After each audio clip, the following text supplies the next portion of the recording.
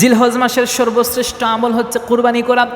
আল্লাহর হাবিব সাল্লাল্লাহু আলাইহি ওয়াসাল্লাম বলেছেন, জিলহজ মাসে যে সকল আমল আছে তার মধ্যে সর্বোত্তম সর্বশ্রেষ্ঠ আমল আল্লাহর কাছে সেটা হলো কুরবানি করা। সুবহানাল্লাহ।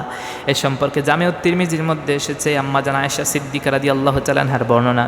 আল্লাহর হাবিব বলেছেন, মা আমিলা আদামিয়ুন মিন আমালিন ইয়াউমান নাহর আহাব্বা ইলাল্লাহ মিন ইহরাকিদ দামি।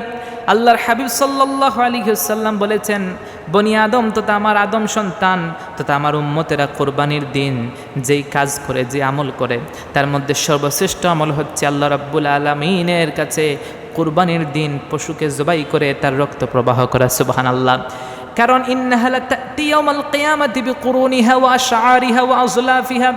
বান্দা যেই পশুটা কোরবানি করবে কিয়ামতের ময়দানে সেই পশু তার শিং, তার পশম, তার খুরসহ হাজির হয়ে যাবে। আল্লাহর হাবিব সাল্লাল্লাহু আলাইহি ওয়াসাল্লাম বলেছেন, ওয়া ইন্নাদ দামা লা ইয়াকাউ মিনাল্লাহি বিমাকানিন ক্বাবলা আন ইয়াকাউ মিনাল আরদ ফাতিবু বিহা নাফসা। আল্লাহর হাবিব সাল্লাল্লাহু আলাইহি ওয়াসাল্লাম বলেছেন, কোরবানি দাতার এই যে কোরবানিটা দিবে সেই কোরবানির পশুর প্রথম রক্তের ফোঁটা জমিনে পড়ার আগে আল্লাহ রাব্বুল আলামিন তাকে বিশেষ মর্যাদায় ভূষিত করবেন। সুবহানাল্লাহ। রাসূল বলেছেন, ফাতিবু বিহা নাফসা, অতএব তোমরা আনন্দ চিত্তে কোরবানি করো। সুবহানাল্লাহ।